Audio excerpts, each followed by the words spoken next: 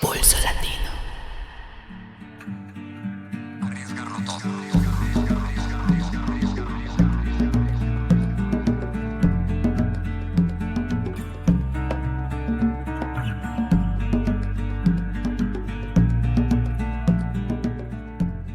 Os acontecimentos das últimas semanas na América Latina não deixam dúvidas de que o avanço da direita e do projeto neoliberal na região não se dá sem resistência.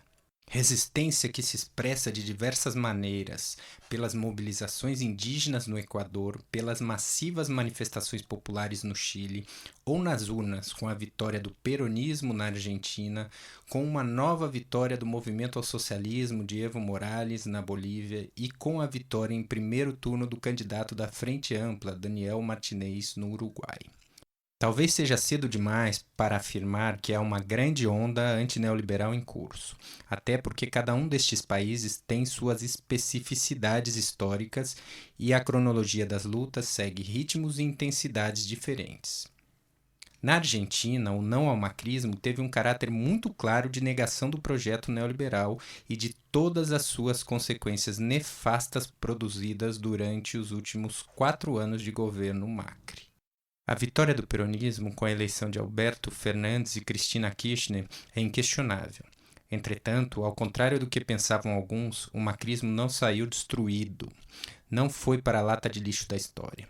Persiste aglutinando 40% do eleitorado, demonstrando como os valores do individualismo neoliberal conseguiram se introjetar na consciência de parcela expressiva da população argentina, mesmo com um resultado econômico catastrófico, inclusive para as classes médias. Já no Uruguai, o tempo é outro. A Frente Ampla vence no primeiro turno, mas sofre o desgaste de 3 governos consecutivos. Os avanços conquistados em termos de distribuição de riqueza e estabilidade econômica parecem não mais atender aos anseios de parcela do povo. A extrema-direita e a direita se unificam para um segundo turno que vai ser duríssimo. Na Bolívia, o mesmo desgaste aparece. O êxito econômico contínuo e a evidente melhoria das condições de vida do povo e das comunidades indígenas não são suficientes para evitar um grande descontentamento. É verdade que o MAS, partido de Evo Morales, é a força política mais potente da Bolívia. Mas a insatisfação aí não vem só da direita. A decretação de estado de emergência e a polarização extrema do país pode colocar em marcha um enfrentamento entre setores indígenas e campesinos com movimentos populares urbanos, que, é preciso ressaltar, não expressam somente os anseios das elites e dos Estados Unidos. É nesse emaranhado difícil que estamos metidos. Podemos caminhar no sentido da construção de uma nova onda antineoliberal, que crie integração desde abaixo e também alternativas políticas à esquerda. Mas temos que nos atentar também para os riscos de uma completa fragmentação e desestabilização da região, que é o que mais interessa aos Estados Unidos neste contexto de disputa comercial e política com a China.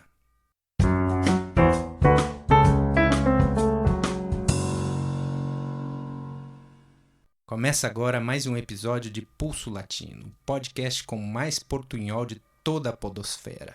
Eu sou Antônio Ferreira e neste episódio iniciamos um formato diferente. Teremos 3 blocos conduzidos por 3 apresentadores diferentes. No primeiro bloco, tratamos da eleição na Bolívia, com a condução de Eduardo Perondi. No segundo bloco, abordamos as eleições no Uruguai, com a condução de Rodrigo Ardson. E no terceiro bloco, analisamos as eleições na Argentina, com a condução deste próprio que vos fala. Bolivia.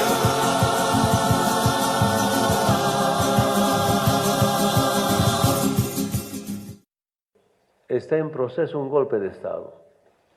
Aunque quiero decirle, ya se había anticipadamente. Se prepararon la derecha con apoyo internacional para un golpe de Estado. Pero quiero decir al pueblo boliviano, primero, estado de emergencia y movilización pacífica y constitucional para defender la democracia. Por supuesto que no aceptamos el resultado fraudulento de ese vergonzoso monigote llamado Tribunal Supremo Electoral, que no es otra cosa que un brazo ejecutor de las órdenes de Morales.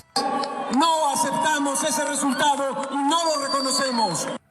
Na Bolívia, no último dia 20 de outubro, aconteceram eleições presidenciais e legislativas. O resultado oficial apontou uma vitória do atual presidente Evo Morales, com 47,08% dos votos, sobre o opositor Carlos Mesa, que conseguiu 36,05% dos votos. E pela lei eleitoral boliviana, se um candidato consegue mais de 40% dos votos e mais de 10% de diferença em relação ao segundo colocado, ele é eleito já no primeiro turno, que é o que aparentemente aconteceu na Bolívia. Aparentemente porque esse resultado está sendo muito questionado. Isso porque o Tribunal Supremo Eleitoral suspendeu a apuração dos votos por 24 horas e quando retomou a contagem, a vantagem do Evo Morales se consolidou. Então isso gerou muitas denúncias de fraude, de irregularidades e criou um clima de polarização no país.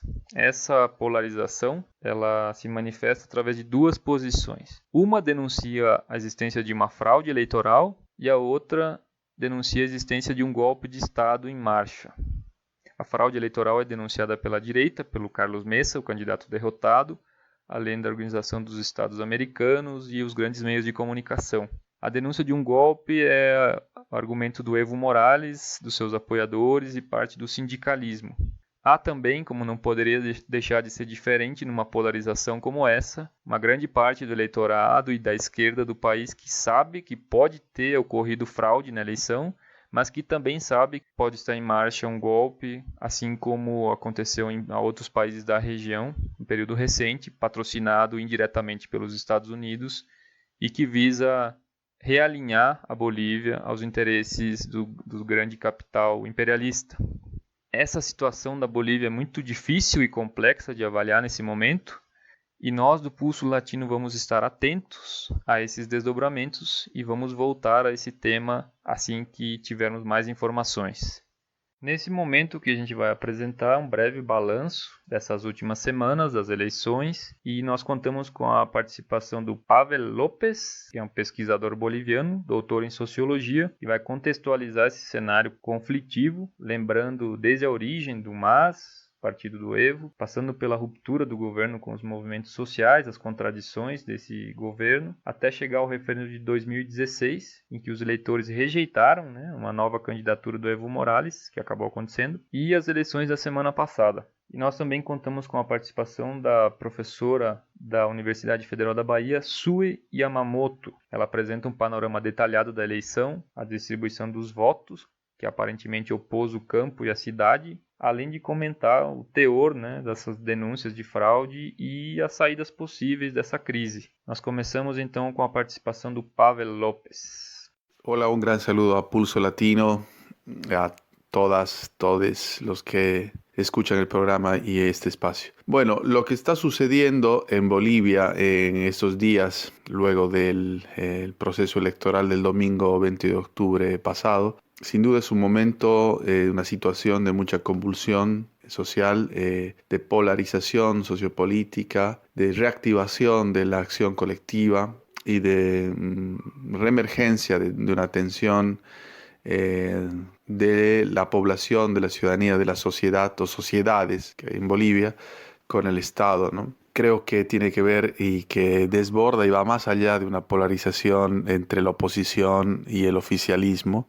Tiene que ver con yo diría una acumulación de un cansancio ciudadano con formas en las que se ha ido configurando un régimen político en Bolivia y un modelo de dominación política desde hace más de 13 años. Sin duda, un antecedente inmediato a lo que está pasando en Bolivia ahora es el 21 de febrero del año 2016, cuando el gobierno de Evo Morales, el presidente, decide convocar a un referéndum para consultarle a la población si está de acuerdo o no con modificar un artículo de la Constitución, de la actual Constitución Política de Bolivia, para habilitar a Evo Morales y su vicepresidente a un cuarto mandato. Esto va a ser avalado en primer lugar por el Tribunal Constitucional Plurinacional y posteriormente por el órgano electoral plurinacional, por el Tribunal Supremo Electoral, que es la entidad estatal encargada de administrar los procesos electorales, ¿no? Esto desde el 2016 entonces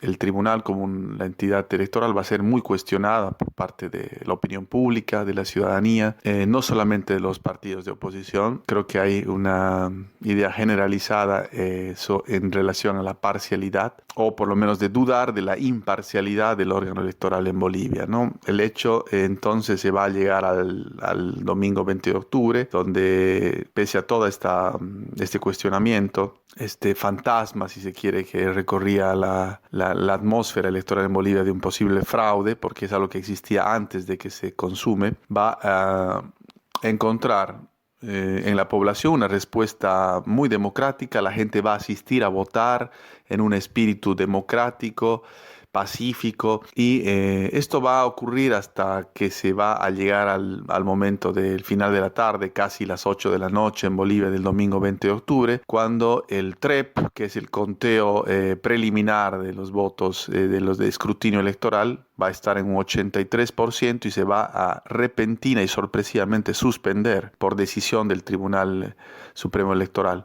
Esta suspensión va a implicar que este sistema se rehabilite 24 horas después. En estas 24 horas, pero va a cambiar el punto porcentual de diferencia entre la primera candidatura de Evo Morales y García Linera en relación a la segunda de Carlos Mesa de Comunidad Ciudadana. Eso sin duda va a dar lugar a un fuerte cuestionamiento, a muchas dudas, no solamente de parte, repito, de la oposición y de la población, de los propios órganos internacionales de observación, como el caso de la OEA o la Unión Europea, sobre esta inexplicable e injustificable suspensión del conteo preliminar y de este cambio drástico de la tendencia en el escrutinio, favoreciendo obviamente al partido gobernante, al MAS. Entonces, a partir de eso se va a desatar obviamente una indignación ciudadana generalizada, repito, y la gente va a salir a las calles en un afán con la consigna principal, eso es importante tener en cuenta, de la defensa de un voto que va a vincularse a la defensa de la democracia, que ya se venía realizando de parte de muchos colectivos, fuerzas políticas, organizaciones sociales, desde febrero del 2016, desde el referéndum que desconocerá Evo Morales el resultado de ese referéndum de la voluntad popular, ¿no? Entonces, el escenario sin duda está muy tenso, muy conflictivo, pero no solamente va a encontrar en estas elecciones, en este proceso electoral observado, y que buena parte de la población ve como el consumarse de un fraude que se relaciona directamente con este resultado que no se ha respetado del referéndum del 2016, sino que va a encontrar un antecedente de acumulación que va mucho más atrás y que encuentra en la forma en que el régimen del partido gobernante del MAS ha ido estructurando su accionar político y en la forma en que el campo político en Bolivia ha estado planteado y controlado de alguna forma, monopolizado por el partido gobernante. Tiene que ver con encontrar un hito el 2011, por ejemplo, con el conflicto del Tibnis, este territorio indígena y parque natural, donde se va a vulnerar los derechos colectivos de los pueblos indígenas que ahí habitan para la construcción, para la imposición inconsulta de una carretera por parte del gobierno de Morales, pero que va a ir más allá de un conflicto por la carretera.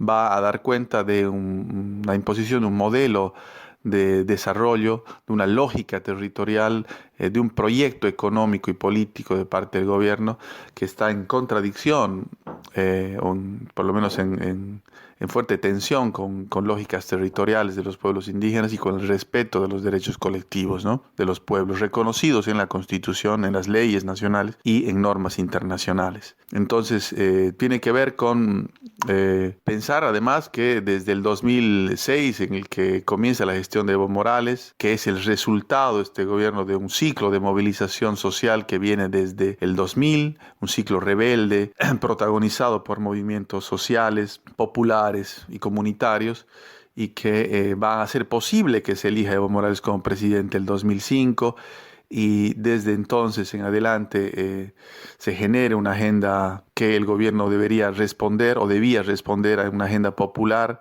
resultado de esa movilización social, y que sistemáticamente, digamos, se fue de alguna forma incumpliendo, ¿no? Si bien se convocó una asamblea constituyente el 2006 y se va a promulgar una nueva constitución como el resultado de esta asamblea. Desde el 2009 en adelante se va a asistir a un proceso sistemático de desmontaje de los principios más transformadores de esa Constitución, ¿no? Esto tiene que ver con leyes, con normas posteriores a la Constitución y sobre todo con políticas concretas, económicas, territoriales, que van a ir contradiciendo el espíritu de la Constitución y sistemáticamente se va a desconstitucionalizar, si se quiere, ¿no? Esta principal ley en el país, en Bolivia.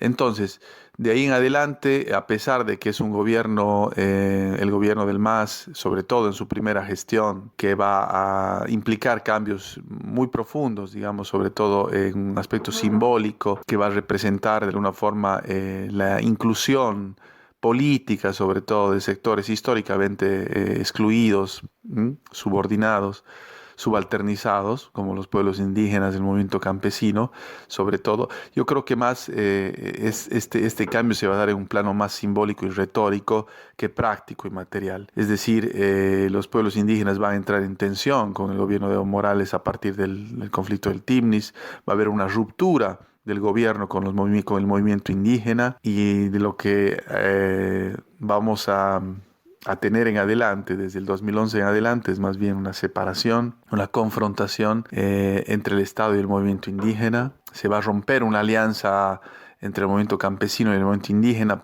impulsada desde el gobierno, ¿no? Por la imposición de una lógica de desarrollo y sobre todo va a implicar una suerte de monopolio político, de recentralización de la política en el gobierno y particularmente en la figura del presidente. Esto es una suerte de hiperpresidencialismo y caudillismo exacerbado, muy acentuado en Bolivia y que va a implicar desde otra parte un cansancio, ¿no?, ciudadano a un régimen con matices autoritarios también, porque se va a producir una suerte de criminalización de la protesta social, de persecución de organizaciones sociales que no son afines o no están siguiendo la línea del gobierno, de represión también. En algunos momentos se reprimió más de una marcha y movilización indígena en Bolivia. Entonces yo creo que es una acumulación general que tiene que ver con el despliegue de un tipo de modelo de dominación y de poder en Bolivia que está personificado en el gobierno del MAS y particularmente en la figura del presidente. Y que bueno, creo que la vocación democrática de la población boliviana ha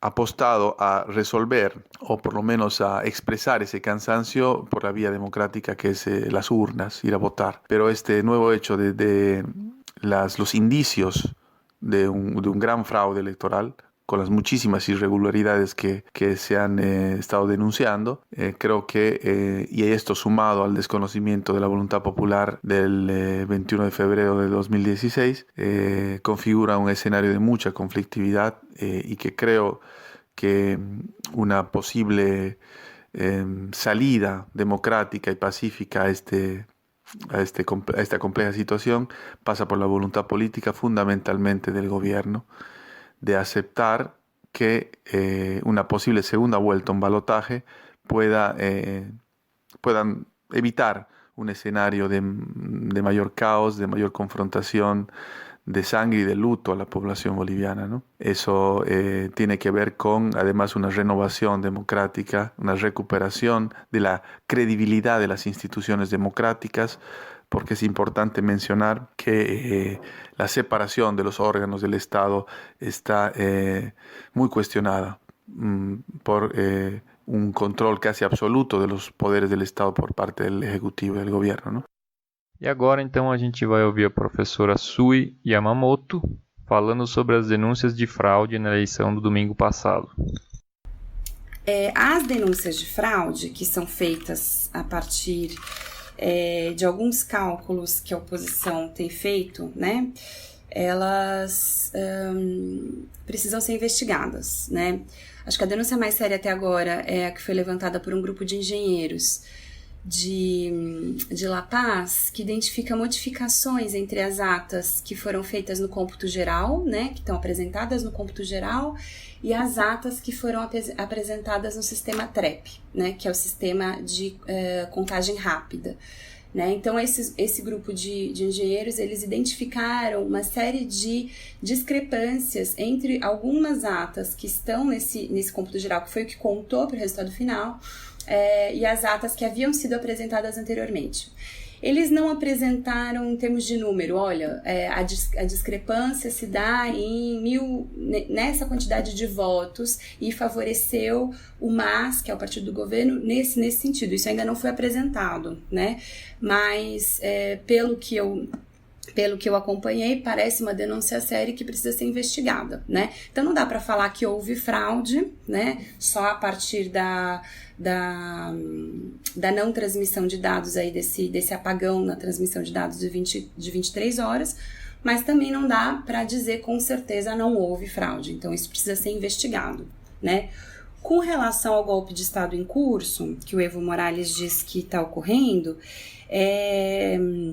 isso também precisa ser matizado, né? Primeiro, ele tem razão ao dizer que a oposição nunca teve muita boa vontade com o pleito, né? Isso tem a ver com o desrespeito que foi feito com relação ao referendo de 2016, né? Então a oposição sempre teve uma posição ambígua, né? No sentido de, essa eleição nunca deveria ter ocorrido, porque o presidente, né? O Evo Morales não deveria ter sido candidato, mas foram, né? Concorrer às eleições. Então, a partir do momento que a oposição vai concorrer às eleições, ela está aí, de certa maneira, respaldando o pleito, né? Mas também existe um segundo elemento que chama atenção, que é a posição da União Europeia e da OEA no processo eleitoral, né? Porque logo no meio da contagem, as duas organizações lançam notas dizendo que há denúncias de fraude, há indícios de irregularidades, enfim, que precisam ser comprovadas e que, portanto, né, a partir da grande polarização do país, é necessário haver uma segunda eleição, que seria um segundo turno para aferição desses votos, né? O que é um pouco um contrassenso, porque, veja bem, se você está dizendo que houve fraude numa eleição, você não pode dizer que, portanto, você precisa alterar os resultados dessa fraude para garantir o segundo turno, né? Se houve fraude na eleição, a eleição tem que recomeçar. Não dá para você forçar um segundo turno a partir de uma situação de impasse, né? Então, eles estavam aí propondo uma solução política, quando o que a gente tem que fazer é fazer com que a vontade dos votos expressos nessa eleição seja respeitado, né? Então isso traz um pouco de desconfiança, né? No sentido de que há aí uma interferência política da OEA e da União Europeia para forçar um segundo turno, quando a gente não sabe exatamente qual foi a vontade das eleições, né? Então, se houve urnas ou se houve problemas em determinadas atas ou urnas, isso tem que ser averiguado e a vontade daquelas urnas tem que ser respeitada, né? Enfim, então acho que isso também alimenta um pouco o discurso do governo com relação a esse golpe de Estado, né? Acho que a principal estratificação, que é a pergunta 5 que vocês colocam, do processo, é a estratificação campo-cidade, né? Essa é a polarização que está colocada. Eu levantei um pouco aqui os dados. Todas as capitais da Bolívia, todas as capitais de departamento da Bolívia, a Bolívia tem 9 departamentos, né? As capitais são La Paz, Sucre, Potosí, Santa Cruz, Oruro, Tarija, Cochabamba, Trinidad e Cobija. Todas as capitais, nessas capitais o MAS perdeu, né?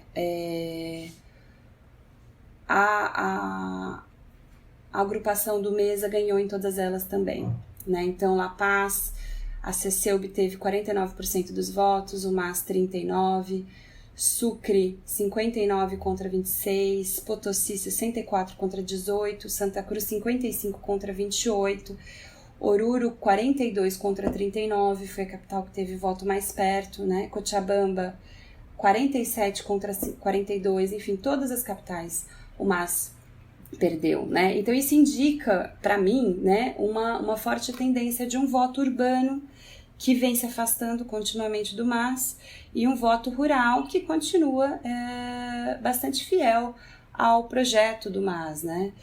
Mesmo se a gente for falar, bom, então na Meia-Lua, com os grupos indígenas do Oriente, que são grupos que têm uma pauta de autonomia indígena mais forte, que foram mais críticos ao MAS nesse período. Então vamos olhar ali Charagua, o primeiro município indígena de autonomia indígena na Bolívia, que foi aprovado recentemente. Esse município favoreceu o MAS, 58% para o MAS, 25% para a CC, né? Então, dá para ver aqui uma grande distinção do voto rural e do voto urbano, né? Então dá para a gente falar aqui de novo, né, em duas Bolívias, reeditando a tese do Felipe Quispe do início desse século, né, quando ele comentava a questão da guerra do gás, né, a divisão entre a Bolívia das elites e a Bolívia dos pobres, né. Durante o governo do Evo Morales a gente teve de novo duas Bolívias, a divisão entre a Bolívia do altiplano e a divisão entre a Bolívia da Meia-Lua. E aí eu acho que agora, com essa votação, a gente consegue ter um panorama de duas Bolívias de novo, né, uma Bolívia rural, que é a que concentra, né, esses 40% de voto duro do MAS, né, e uma Bolívia urbana, né, que são dois tempos diferentes, né, uma Bolívia rural, que ainda com as contradições do Evo, frente às questões ambientais, às questões do meio ambiente, é uma Bolívia que viveu muitas transformações nesse último período, né, e que vê no Evo Morales e no na própria figura do presidente mesmo uma figura de representatividade, né?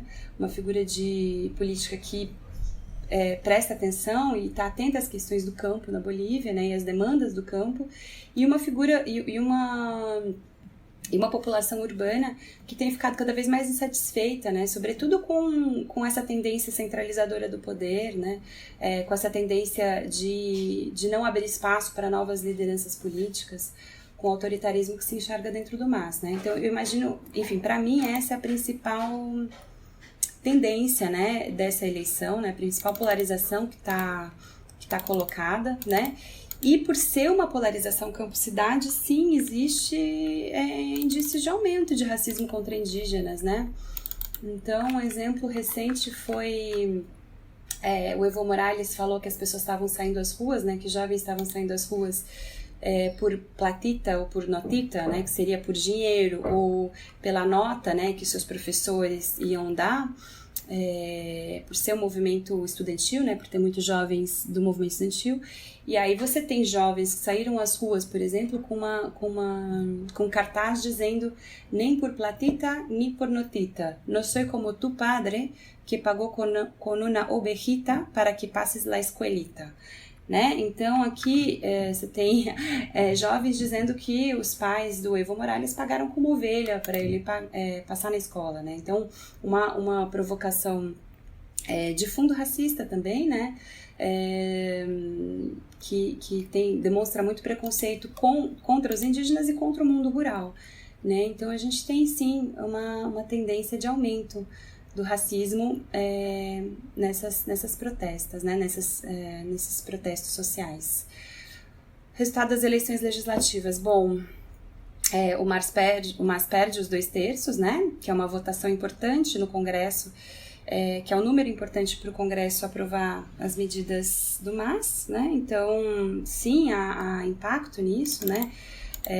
O MAS vai ter muito mais dificuldade para governar nesse novo mandato, caso a eleição do Evo Morales seja confirmada, né? E os novos desafios desse governo Morales, eu acho que existe um desafio imediato, né? Que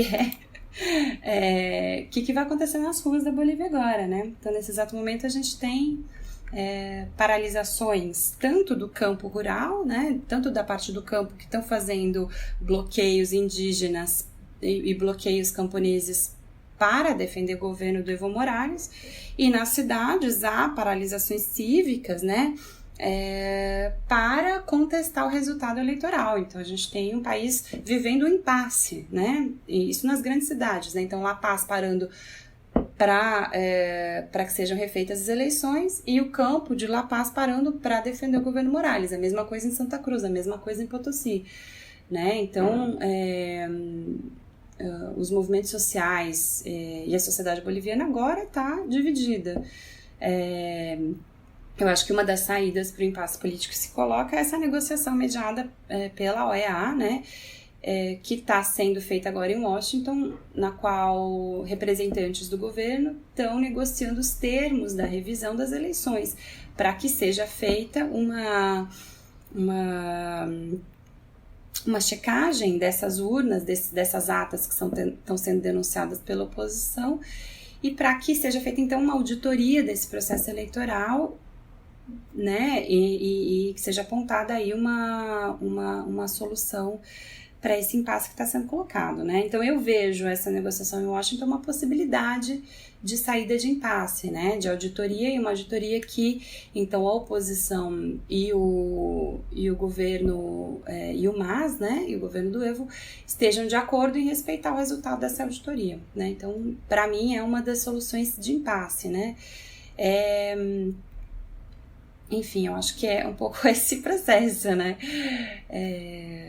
Acho que é isso, não tem muito mais o que dizer, né? Eu acho que resolver a solução nas ruas, ou que me parece que é tanto que o MAS está apontando quanto que a oposição está apontando, para mim é uma solução catastrófica, né? Porque a gente vai colocar aí movimentos urbanos que são populares também, né? Juntas vicinais populares, sindicatos populares, movimento estudantil, contra movimentos camponeses, né? Então acho que isso seria para mim um desastre, né? Então acho que agora talvez seja o momento de cada um convocar os seus para acompanhar esse processo de auditoria que está sendo feito, de investigação do processo eleitoral.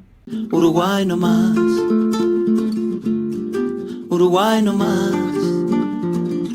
A dejar todo en la cancha, a con el corazón en la mano y con las ideas, a pelear para que el próximo 24 de noviembre el Frente Amplio y el proyecto del Uruguay de desarrollo con justicia siga gobernando. ¡Arriba, compañeros! ¡Arriba, compañeros! ¡A luchar! ¡Claro que podemos! Hemos y seguiremos peleando por la patria de Artigas.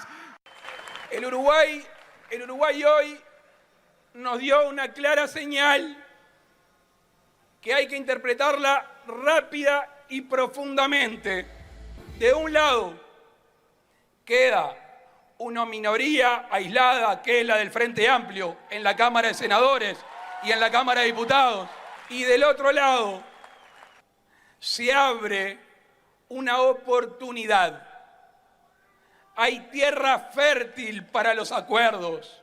Salve, salve, pulsenses! Meu nome é Rodrigo Artson e eu vou acompanhar vocês aqui no Giro Eleitoral pelo Uruguai. E para isso vamos trazer alguns convidados especiais para explicar o que está acontecendo nesse processo das eleições pelo nosso país hermano. Bom, um aviso: pela diferença de horário de gravação, pode ser que os resultados finais não coincidam nos detalhes. Isso devido ao tempo entre produção, edição e distribuição do áudio. Nossos amigos americanistas são Camilo Lopes Burian, doutor em Ciências Políticas, professor adjunto do Instituto de Ciências Políticas da Faculdade de Ciências Sociais e da Universidade da República do Uruguai. Cristina Justo, cientista social, formada em Ciências Sociais pela Universidade Federal de Santa Catarina e que mora há mais de 4 anos no Uruguai. E Gabriel Ollantzábal, doutor em Estudos Latino-Americanos, professor da Universidade da República do Uruguai e membro do comitê editorial da revista Hemisfério Esquerdo. No dia 17, aconteceram as eleições no Uruguai, domingo agora. A Frente Ampla, depois de 15 anos no poder, viu sua continuidade ameaçada. Os números indicam possível vitória do seu candidato, o Daniel Martins, no primeiro turno, mas também indicam uma desvantagem para o segundo turno, frente ao candidato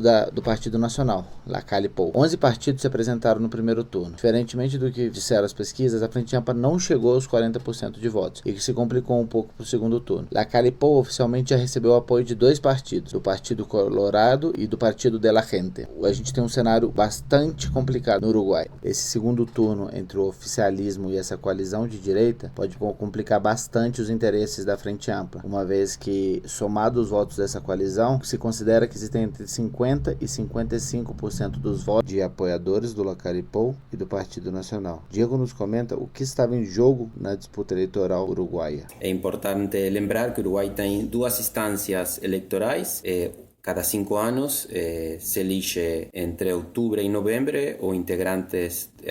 os integrantes do Parlamento e o presidente, que pode ser em primeiro turno ou em segundo turno. 6 meses depois, no mês de maio, se elegem os intendentes dos departamentos, que seria o equivalente dos governadores no Brasil. A parte as tradicionais eleições no Uruguai, aconteceu também um plebiscito, Vivir Sin Miedo, que votou simultaneamente as eleições presidenciais. Para isso, conseguiram com mais de 405 mil assinaturas e buscavam criar uma guarda nacional com mais de 2 mil militares. Vocês nos podem explicar um pouco mais do que aconteceu? E contar um pouco do papel do PN, do Partido Nacional, nessa tentativa de reformar a Constituição e de mudar os parâmetros de segurança do Uruguai? Fez um plebiscito popular que se chama Vivir Sin Miedo, que buscava reformar a Constituição no que diz respeito às políticas de segurança pública. Esse projeto foi comandado pelo Partido Branco e pelo senador Jorge Larrañaga, que é íntimo do Lacalle Pou, né? Eles têm o mesmo partido. Essa reforma, ela pedia a militarização da polícia, que aqui no Uruguai não é. Essa reforma, esse projeto, ele pedia a militarização da polícia, que aqui no Uruguai não é militarizada, a legalização da cadeia perpétua, o cumprimento total de penas carcerárias, enfim. Bom, e essa reforma também, né, porque estava sendo votada, junto com as eleições, estava sendo votado esse plebiscito popular, se passava ou não essa reforma constitucional. Não passou, por sorte. Foi quase, tinha que obter 50% mais um dos votos. E teve 40, 46 e 47, acho que ainda não está bem decidido. Então não vai ser aprovado. Parece que a direita uruguaia vem crescendo com bastante força, diferente do que se imaginava do Uruguai, né? Porque se entende o Uruguai como... Porque aí existe uma espécie de oásis do progressismo. Um crescimento econômico amplo, políticas distributivas, ampliação dos direitos individuais, a legalização do uso da maconha, a legalização do aborto. Bom, mas quais são as principais contradições desse processo? Como se dão as contradições e qual a disputa real que se dá dentro do Uruguai? Por favor, Camilo, e depois Cristina Justo. É verdade que desde fora do Uruguai pode não se ver as contradições ou as tensões políticas que tem dentro do país, que pode se ver o Uruguai como se fosse uma espécie de pequena república com muitos avanços sociais, políticos, culturais e econômicos nos últimos anos. Isso é verdade. Mas essa pequena república tem contradições. Primeira coisa a ver é que, desde o ponto de vista do recorrido dos últimos governos da Frente Ampla, é verdade. O primeiro governo foi um governo onde se mudaram muitas coisas na política, na sociedade do Uruguai. Foi primeiramente o primeiro governo do Tabaré Vázquez, no ano 2005 até 2010. Foi marcado por uma estabilidade macroeconômica que sigue até hoje. Se uma coisa é a linha de continuidade dentro dos governos do Frente Amplio, é isso, é a estabilidade macroeconômica e o crescimento econômico. É um crescimento feito da mão da redistribuição social e da inclusão social. O Frente Amplio chegou ao governo com 40% dos uruguaios pobres, e isso agora é menos de 8%. Praticamente eliminou o pessoal em situação de indigência. Não sei se... Eu acho que esse é um logro importante. No primeiro governo se fez uma reforma tributária que atacou as ganâncias do trabalho, não se pegou o capital. Essa foi uma das críticas pela esquerda do Frente Amplio, que não foi tomada.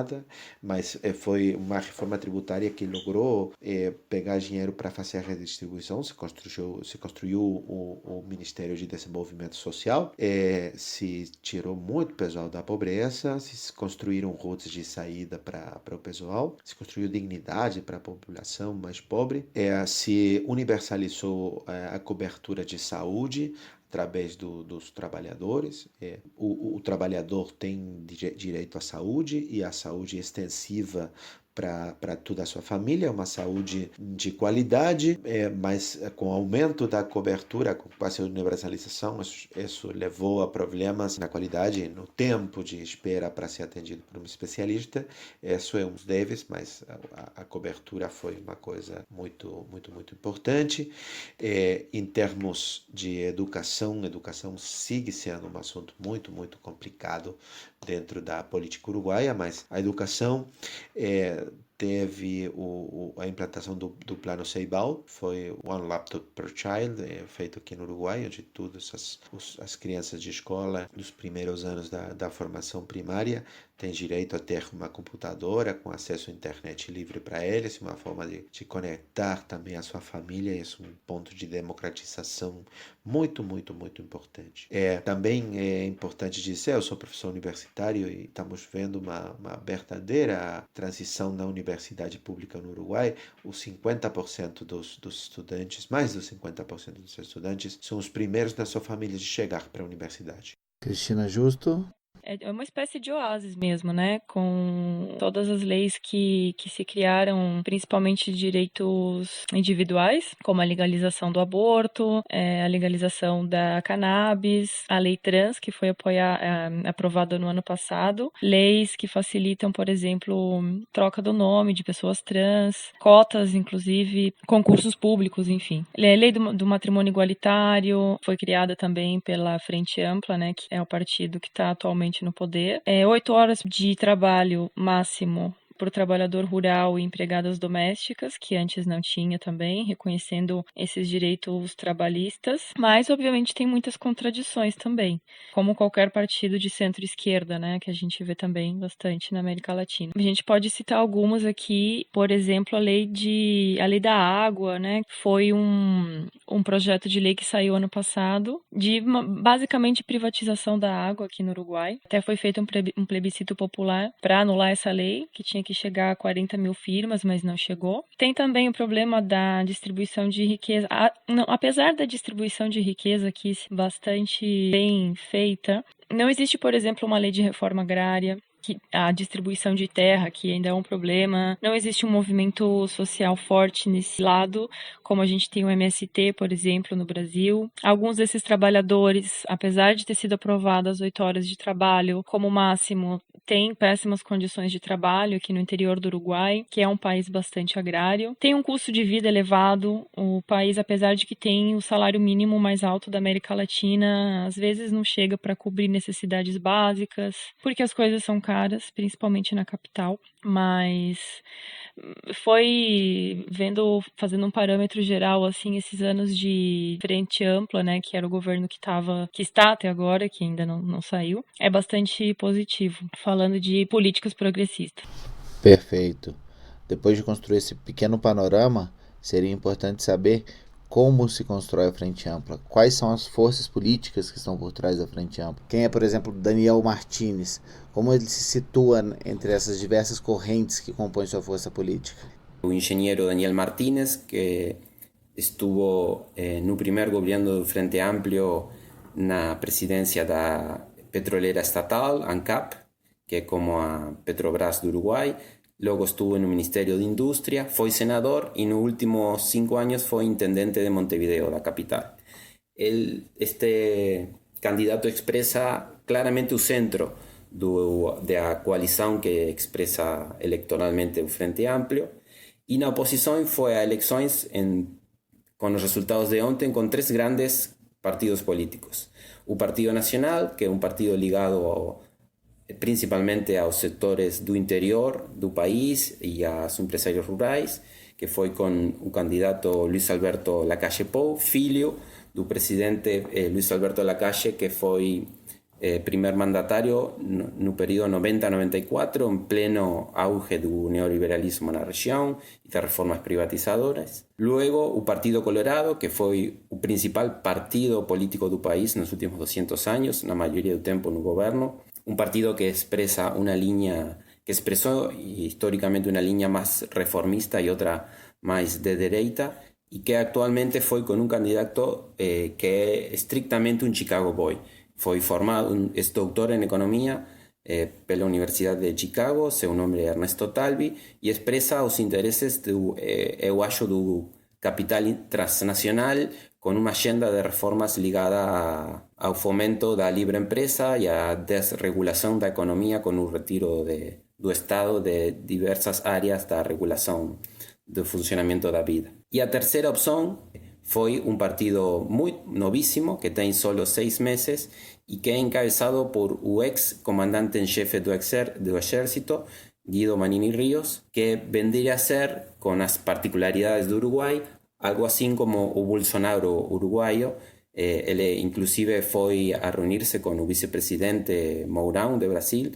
Depois de entender um pouco o papel e da onde vem o Daniel Martínez, a gente queria entender um pouco da onde vem o Lacalle Pou. Qual é a força política atrás dele, como ele se consolidou como candidato escolhido, da onde ele vem, por quê. Então, se vocês pudessem contar um pouco mais pra gente de onde ele vem. Cristina, por favor.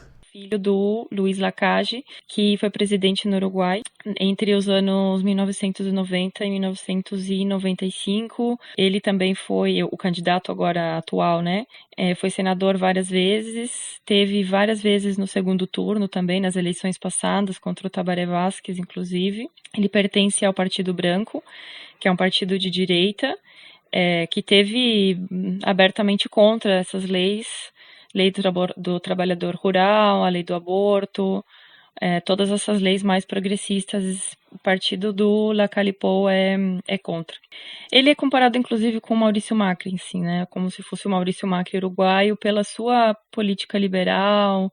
Ele tem bancada evangélica na sua base também, e eles não descartam aliança agora para o segundo turno com o partido de extrema-direita Cabildo Aberto, que é do militar Manini Rios.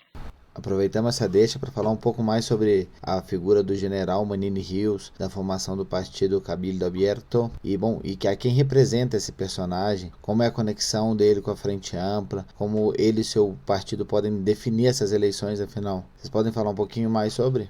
O general Manini é um general que ele família de direita, tradicional da direita uruguaia, mas ele foi o comandante-geral do Exército nomeado pelo Frente Amplo, então tem uma atenção muito forte em torno dessa figura.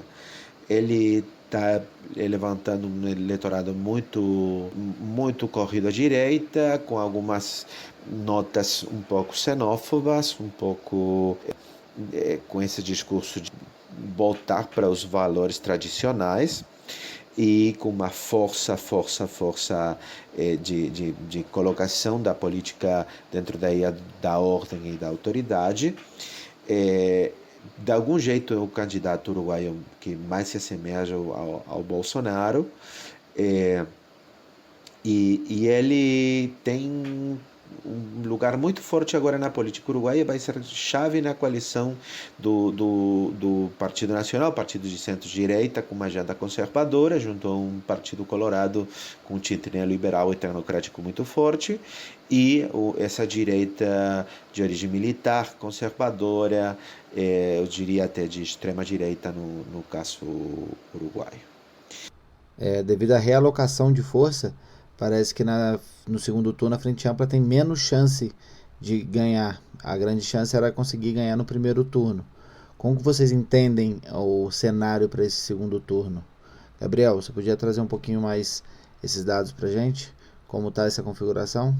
Por um lado, o Frente Amplio propõe manter as conquistas dos últimos 15 anos, mas em um cenário onde está ficando cada vez mais evidente a necessidade do ajuste. Então o Frente Amplio já não tem as mesmas condições que nos primeiros 3 períodos para gestionar o conflito de classes. E por outro lado, a direita vem com a agenda do ajuste, com a necessidade de ter o crescimento dos salários e congelar o gasto público social, em particular saúde, educação, vivienda, e reduzir impostos ao capital, porque eles entendem que é necessário reimpulsar o crescimento da economia. Então, o cenário é do Partido do Ajuste, conformado por estes 3 partidos, e por a oposição de centro-esquerda, que é o Frente Amplio, que en caso de ganar va a enfrentar un escenario muy difícil desde el punto de vista da gestão da economia e da articulação dos interesses contraditórios de classes sociais em um cenário sem crescimento econômico. E fora os resultados, a gente queria entender um pouco mais como foi a tônica desse processo eleitoral. Quais são os principais temas, como que está esse debate, como está acontecendo, como acontece esse processo mesmo, quais são, porque a gente está vendo casos de denúncia de fraude na Bolívia, casos de denúncia de fraude recorrentes no México. A gente queria saber como está esse processo no Uruguai. O processo eleitoral foi um processo eleitoral, como sempre no Uruguai, muito bem sucedido, com uma disputa eleitoral dentro dos canais razonáveis, com diálogo, com debate político, mas com essas tensões, como se as duas partes da população uruguaia, uma na direita e outra na esquerda, falassem linguagens distintas e sem poder intercambiarem, sem construir debate público para construir boas razões, bons argumentos para melhorar a política. São como duas turmas que não se falam, onde hoje a turma da direita é maior que a turma da esquerda. Para o segundo turno, se espera uma articulação não de centro de direita, não diria de centro-direita, diria de direita, porque a presença do general Manini Rios e a presença de forças mais liberalizantes, eu diria até tecnocráticas em algum momento, junto a essa ideia mais securitária e mais nacionalista do Manini Rios, faz que a coalição seja uma coligação de direita, onde o candidato a presidente dessa coalição de direita só tem o controle de uma parte da metade da coalição, e a outra metade da coalição é a coalição do Manini Rios e do Partido Colorado. Então isso faz que toda a coalição do candidato à presidência do Partido Nacional esteja corrida à direita, e a esquerda está só frente amplo, e o resultado vai ser muito difícil a remontada no segundo turno. Não, nenhuma coisa é impossível, mas na política, mas o cenário é muito difícil. O Uruguai parece estar dando uma virada à direita. Esse é o momento de discutir a política, de discutir os argumentos e as futuras políticas públicas que uma opção e outra podem ter. O Frente Amplo tem que convencer que pode fazer um governo em minoria. A centro-direita ou a direita tem que dizer que é possível governar com uma coligação de 3 partidos heterogêneos, com um componente de um partido de ultradireita, com um componente militar, nacionalista, autoritário, securitário na sua agenda de segurança pública, muito forte, com a participação de uma visão da autoridade como central na sua proposta, e que essa coalição é uma coligação que pode se manter tempo e ser duradoura e dar estabilidade para o país.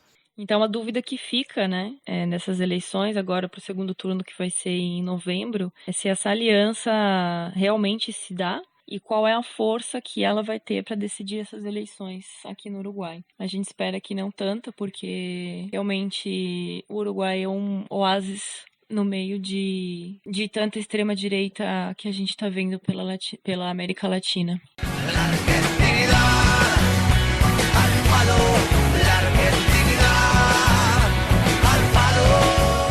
Gracias al trabajo que hemos realizado, hoy estamos parados sobre bases más sólidas que nos permiten proyectar un futuro mejor para todos. Lo que hemos visto es que la situación económica que tenemos hoy adelante, después de 4 años del gobierno de Macri y del gobierno de Vidal, es de tierra arrasada.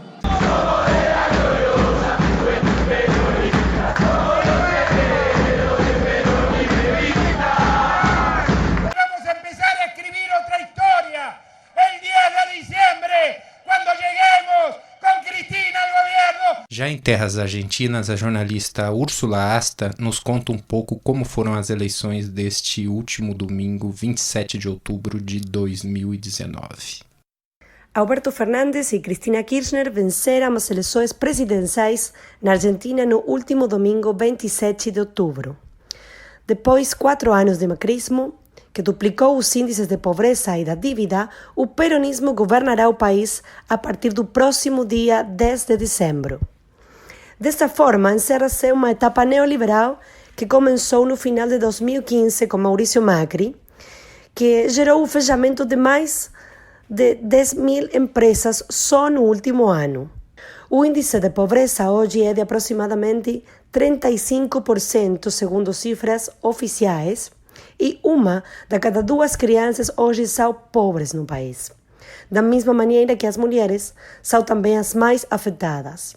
O país termina esse ciclo de 4 anos com a maior dívida em sua história, tomada em 100 anos. Na presidência, Alberto Fernandes e Cristina Kirchner, da Frente de Todos, conquistaram 48% dos votos, enquanto o macrismo fez 40%. Isso garantiu a vitória no primeiro turno. Não há dúvida que Cristina Kirchner é a figura política argentina com maior fluxo de voto. Era importante também a vitória na província de Buenos Aires, o distrito mais popular do país. Em 2015, o macrismo havia vencido as eleições e quem governou a província foi Maria Eugênia Vidal. Nesse domingo, ela foi uma das principais políticos do país que saíram perdedores nesse pleito.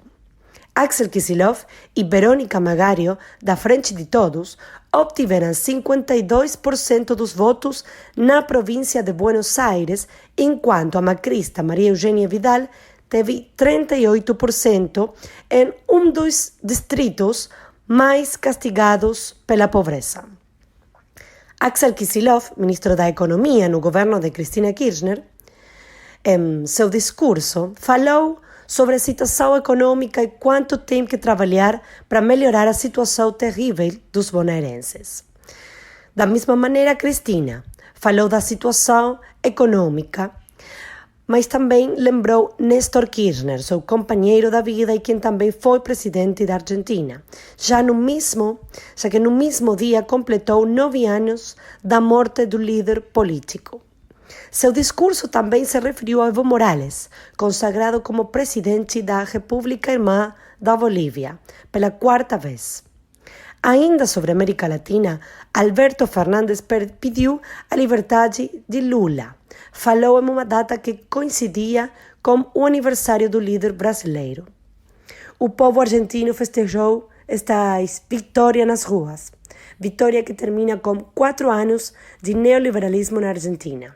A nível nacional, o primeiro desafio será reconstruir o poder aquisitivo, o trabalho e a indústria nacional. Não enquanto essa mudança de sinal político na Argentina também implicará um novo posicionamento na América Latina, região hoje contagiada por protestos do Equador até o Chile contra os governos antipopulares. Reconstruir uma grande região com força é também um dos desafios desta nova fase. Já Isabel Infanta, jornalista do Esquerda Diário, nos dá outra perspectiva sobre o significado dessa vitória do peronismo nas eleições do domingo passado. Um primeiro dado importante a salientar é que quase 90% dos votos se concentrou nos 2 principais candidatos, ou seja, tivemos uma eleição hiperpolarizada. Certamente o apoio eleitoral à Frente de Todos, assim como ocorreu nas internas obrigatórias de agosto, expressou o enorme rechaço às consequências do ajuste econômico do Macri. Mas, sem dúvida, o dado mais saliente do resultado foi a notória recuperação do macrismo com respeito a agosto, quando a diferença tinha sido de 16 pontos. Junto com moralizar a sua base eleitoral com as marchas do milhão pelo país, Macri conseguiu somar um setor de cidadãos que não tinham votado em agosto e agora foram e votaram, além de conquistar a maior parte dos votos de outras opções do arco antiperonista. Além disso, Macri teve um giro populista, entre aspas, logo da derrota de agosto, com medidas contrárias às suas concepções, tentando se mostrar preocupado por aliviar a situação do povo. Por sua parte, Alberto Fernandes se esforçou em reforçar seu compromisso com o pagamento da dívida externa e algum tipo de acordo com o FMI. Se mostrou junto a políticos pouco populares, pediu aos movimentos de trabalhadores e desempregados sair das ruas e teve um ativo papel no levantamento da greve de pilotos. Esse foi o caminho de contenção que o peronismo escolheu já em 2017, logo da enorme resistência nas ruas à reforma previdenciária, que foi fortemente reprimida pela polícia, combinada com uma política de alianças com os traidores que tinham abandonado o barco do kirchnerismo. Indo um pouco aos números, o novo governo não terá quórum próprio e a oposição macrista terá uma significativa quantidade de bancas, enquanto aos governos provinciais ou estaduais, tirando a província de Buenos Aires, que foi ganha pelo Frente de Todos, os principais governadores serão da oposição, como em Córdoba, em Santa Fé ou em Mendoza. Isso deixa colocado um panorama de negociação para o governo de Fernandes. Fica configurado, então, no cenário político uma espécie de novo bipartidismo, adicionemos pouco substancioso, já que se fundamenta mais num rechaço à força opositora que na paixão pelo próprio projeto político. E esse também é um dado saliente para pensar o futuro, por duas razões. Primeiro, porque o Macri deixa o executivo, mas lega a Fernandes uma dívida externa impagável, que obrigará a continuar o ajuste sobre o povo, independentemente dos novos prazos e da nova bicicleta financeira que ele possa negociar. Para isso, já se posiciona o macrismo, moralizado pela remontada, como uma oposição construtiva, e de fato já começou uma espécie de transição ordenada que será, sem dúvida, supervisada pelo FMI. E segundo, ligado a esse futuro de ajuste para pagar dívida, aparecem no horizonte as rebeliões do Equador e do Chile, onde os povos decidiram, diante de regimes em crise, tomar o futuro em suas mãos.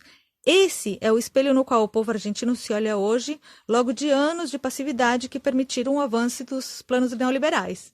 Para finalizar, outro dado importante é que, no meio de toda essa polarização, a esquerda anticapitalista nucleada na frente de esquerda e dos trabalhadores fez uma eleição de grande valia. Mesmo que houve um leve retrocesso com respeito a agosto na categoria presidencial, encabeçada pelo Nicolás Del Canho, recolheu 580 mil votos e sosteve ou, inclusive, aumentou a votação nas candidaturas legislativas, recolhendo quase 800 mil votos e conquistando uma vereadora na capital do país.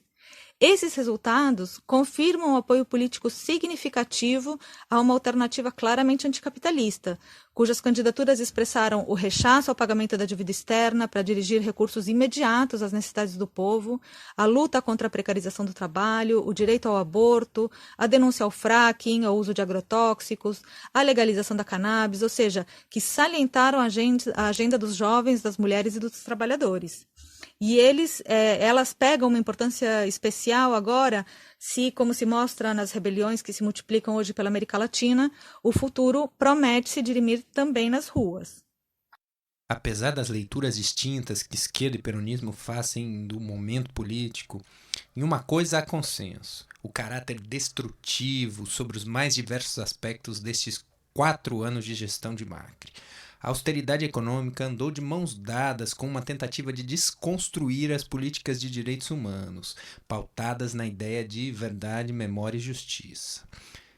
Políticas estas que foram institucionalizadas durante os governos de Néstor e Cristina. Mas o mais interessante deste processo é que tais intentos não venceram. As lutas das madres, agora las abuelas de la Plaza de Mayo, junto com os organismos de direitos humanos, conseguiram instalar-se no senso comum, incorporar-se como consciência histórica. Talvez aí esteja um dos grandes aprendizados que nós brasileiros devíamos incorporar da experiência argentina. Essa dimensão imprescindível que perdemos de vista na nossa história recente, que faz com que hoje sejamos governados por um representante dos porões da ditadura.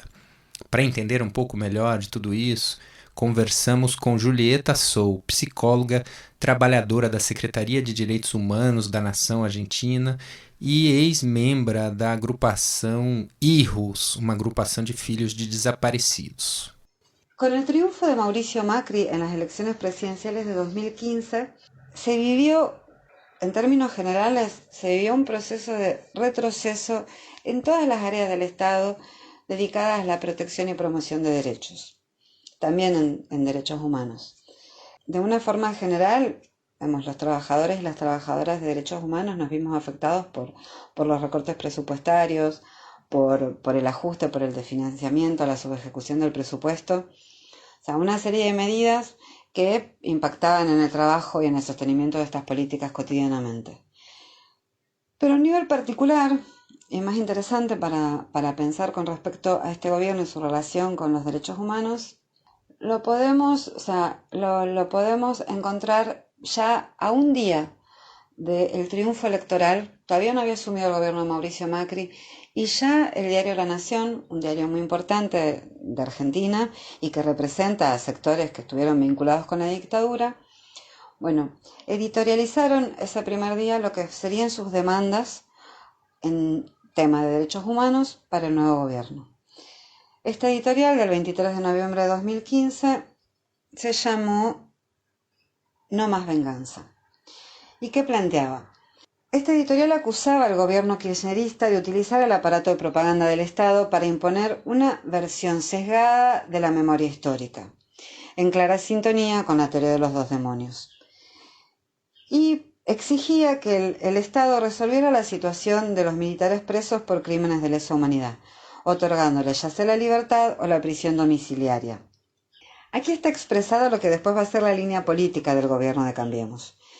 Una línea política que intentó instalar, pero que nunca tuvo éxito. O sea, que no tuvo éxito porque se encontró con un masivo rechazo de toda la sociedad. Una sociedad que ha asumido colectivamente la lucha por la memoria. También como resultado de estas políticas de memoria es que el entendimiento, la comprensión histórica de que la lucha por el nunca más es una lucha de todos, se transformó en un punto de no retorno para cualquier gobierno, ¿no? La sociedad argentina ha dado diversas muestras de que no quiere volver a sufrir un proceso social tan traumático para nuestro pueblo como fue la dictadura y que no va a soportar que se busque reinstalar la teoría de los dos demonios o que se niegue el accionar del terrorismo de Estado. Tampoco lograron otorgar beneficios a los represores condenados por la justicia. Quizás uno de los momentos más significativos de la relación entre derechos humanos y gobierno fue la tensión que se generó a partir de un fallo de la Corte Suprema de Justicia que buscaba, un fallo que otorgaba el beneficio de la ley del 2x1 a un condenado por crímenes de lesa humanidad. O sea, la ley del 2x1 es que valía en algún momento para los presos comunes con el objetivo de vaciar cárceles que están superpobladas y se contabilizaba cada año de pena efectiva cumplido, se contabilizaba como 2. Pero bueno, esta ley ya estaba derogada y nunca fue un beneficio que se pudiera otorgar constitucionalmente a los represores presos. Entonces, bueno, este fallo se encontró con una masiva, muy masiva y popular marcha en las calles, una protesta que además se hizo escuchar en el Congreso y el Congreso dio vuelta atrás a este fallo de la Corte que después tuvo que rectificar.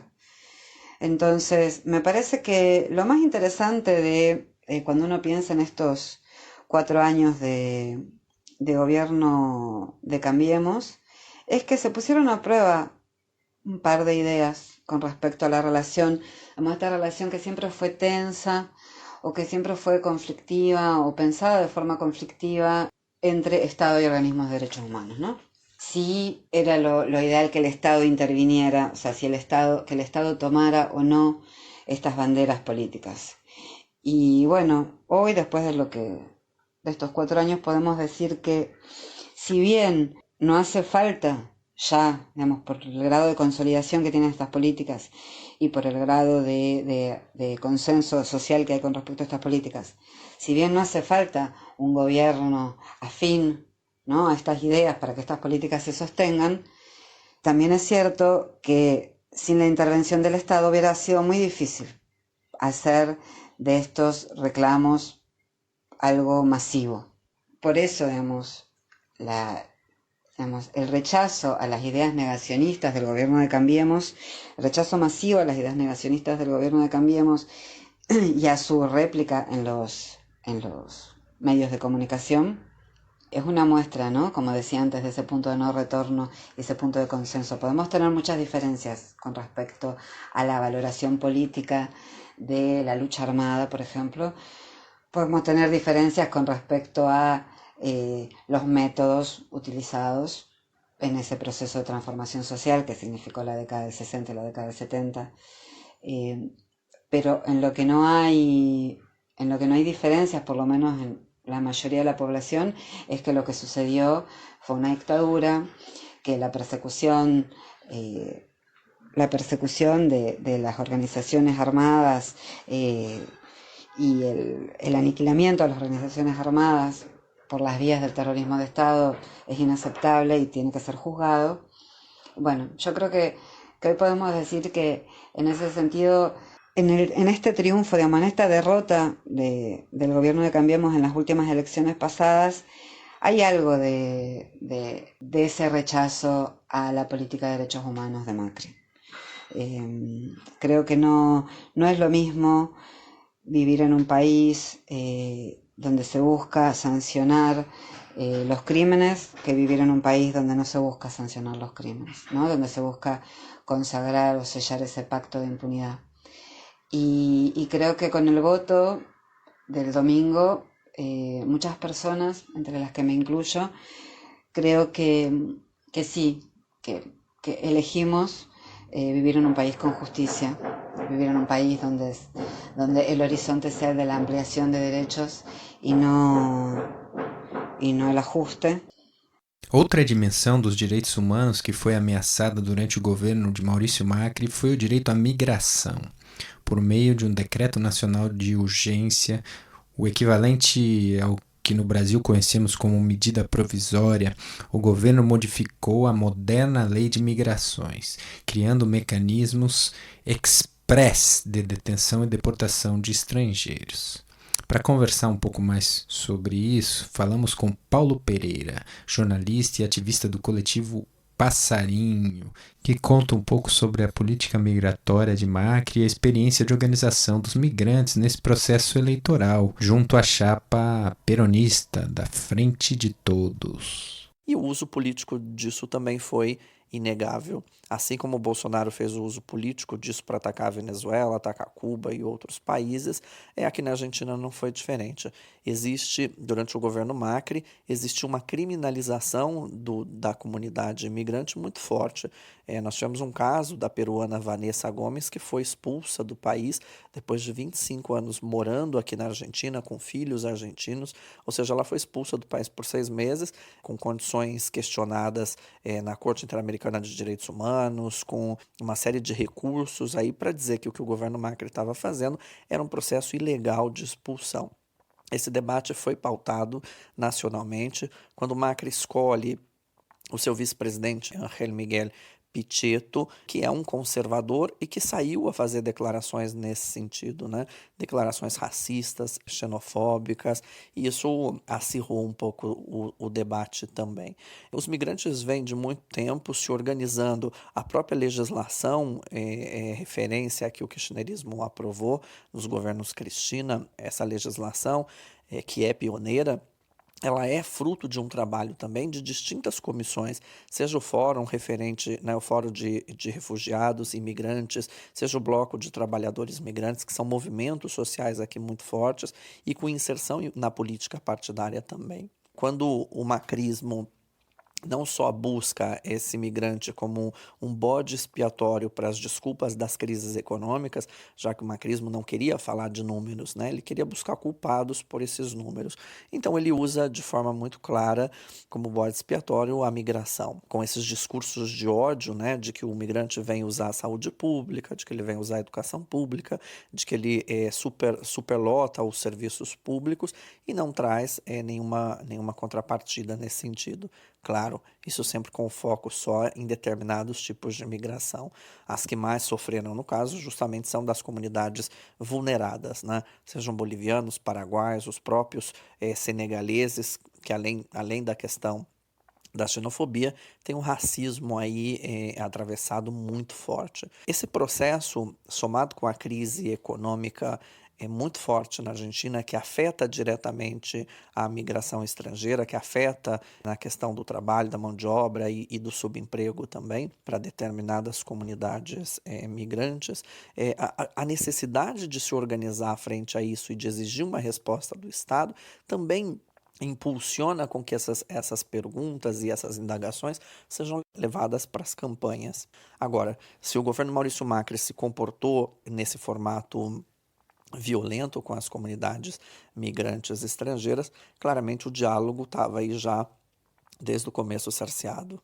A Frente de Todos organizou diversos debates e diversas plataformas para poder discutir esses espaços, criar esses espaços e discutir essas temáticas migrantes e, a partir daí, também buscar o voto desse migrante. Ele tem uma importância muito forte na base, que são nos bairros, que é no trabalho, que é na rotina e no dia a dia das cidades, das comunidades como um todo. Então, a Frente Imigrante de Todos saiu a debater e a formar e a debater política pública nesse sentido, e os migrantes tomaram frente desse processo, né, para fazer a parte dessa discussão e dizer, olha, migrar não é delito, né, como algumas campanhas foram organizadas. Migrar não é delito. Isso é muito forte, muito poderoso quando você usa isso como ferramenta política para discussão. O empadronamento e o migrante com esse poder de voto, ele também tem o poder de interpelar as campanhas e dizer, olha, aqui existe uma realidade que precisa ser discutida, né? A gente não está falando nem de números, se é significativo, se não é, e nem é a pauta econômica, né? Falar quanto contribui, quando ele compra, quando ele paga imposto, enfim, o migrante estrangeiro residente, ele é um cidadão, então essa é a reivindicação mínima básica que levou os migrantes a se organizarem e a passar a também fazer parte da disputa política no processo aqui das eleições desse ano. Os números são muito interessantes, pelo menos na cidade de Buenos Aires, na cidade autônoma de Buenos Aires, onde o macrismo governa há muito tempo, nas mesas migrantes, porque os migrantes votam em escolas, né, e os números específicos aí para votação migrante, a Frente de Todos, do Alberto, encabeçada pelo Alberto e com a Cristina, tiveram aí 67% dos votos totais. Isso não é pouco, né, quando você considera o panorama político eleitoral. Então, é um claro recado. Eu, por exemplo, fui fiscal de mesa na Villa 31, que é uma favela no centro, no coração de Buenos Aires. É a maior favela da cidade. Ela está ao lado do bairro de Recoleta, que é um dos bairros mais ricos da cidade, né, e que concentra aí o maior número de conservadores, apoiadores do macrismo. O atual prefeito, governador da cidade, já que ela é uma cidade autônoma, ele foi derrotado, né, com números muito importantes. Essa é uma resposta importante para as políticas de fome, né, para as políticas de exclusão, para as políticas xenofóbicas, para as políticas que buscam criminalizar a migração estrangeira. Então, nesse sentido, foi muito importante participar desse processo, primeiro de construção e debate, e depois também poder ocupar a rua e fazer uso disso, bater esse papo com o migrante, bater na porta dele, tentar entender quais eram as problemáticas que afetam, porque são comunidades distintas, como passa em geral em qualquer lado, que tem costumes distintos, que tem formas de atuação distintas, mas que entendeu que precisava convergir para poder mudar o cenário político, econômico e social nesse que é o país que muitos escolheram para viver.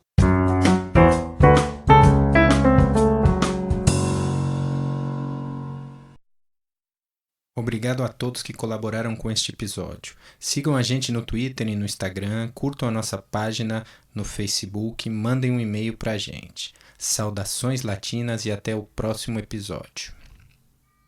Pulso, pulso, pulso, pulso, pulso, pulso, pulso latino.